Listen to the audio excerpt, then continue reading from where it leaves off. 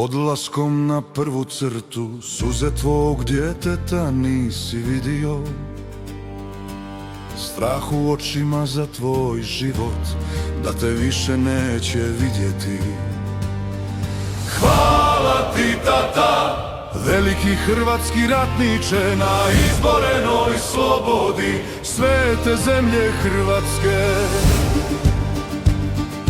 Krv koju si dao, da bi ja mirno spavao, da mogu podići obitelj u voljenoj nam Hrvatskoj.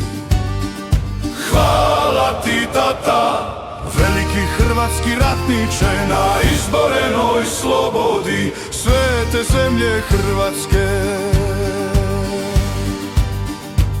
Za slobodu bio si spreman položiti svoj život, vjeru i ljubav za obitelj dao si na ratištu.